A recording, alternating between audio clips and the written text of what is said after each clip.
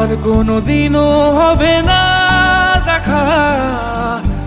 দেব এবং শুভশ্রীর আসন্ন ছবি ধূমকেতু, সেই ছবি থেকে তার তৃতীয় গান এসছে হবে না দেখা। কেমন লাগলো আলোচনা করব সবটাই আপনাদের সাথে। Hi, this is Hastolipi originals.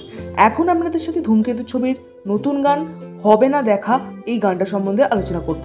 তাহলে দেরি না করে চলুন আলোচনার মধ্যে চলে যাই। Hastolipi Originals, the ultimate filmy dose. হবে না দেখা এই গানটা গেয়েছেন ঈশান মিত্র, তার গলায় আমরা শুনতে পাচ্ছি এই গানটা, এবং সুর কথার কাজ করেছেন অনুপম রায়।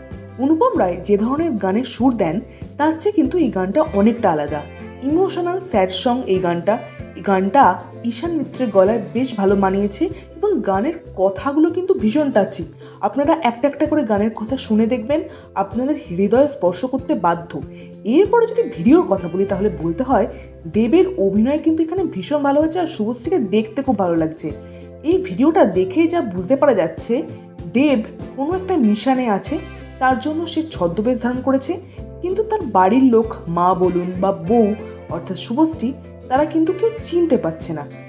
বিভিন্ন সুন্দর সুন্দর সিন এখানে স্টেজ করা হয়েছে। একটা সিন আছে দেব শুভশ্রী একে অপরের দিকে তাকাচ্ছে, কিন্তু শুভশ্রী কিন্তু দেবকে চিনতে পারছে না।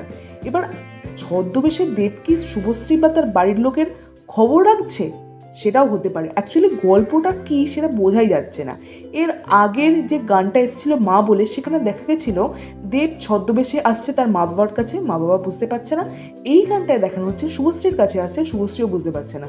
তাহলে কি এমন কোনো মিশনে আছে দেব যেখান থেকে তার বাড়িতে ফিরে আসা কঠিন হতে পারে? সবটাই হতে পারে, কি গল্প এখনো বোঝা যাচ্ছে না। তবে প্রত্যেকটা সিন এত সুন্দর সুন্দর মোমেন্ট ক্রিয়েট করা হয়েছে, মানে চোখে জল এসে যাওয়ার মতো। দেব শুভশ্রীর যারা অ্যাকচুয়ালি ফ্যান তারা কিন্তু কেঁদে ফেলবে।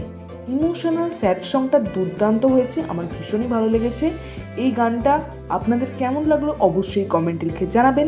দেব শুভশ্রীকে কেমন লাগছে ইমোশনালি স্যাড সঙ্গে দেখতে, সেটাও কমেন্টে লিখে জানাবেন। আমাদের এই ভিডিওটি লাইক করতে মিস করবেন না, কারণ এই ধরনের ভিডিও আমাদের চ্যানেলে সবসময় আসে। পরবর্তী ভিডিও দেখার জন্য আমাদের চ্যানেলটা সবসময় লক্ষ্য রাখুন।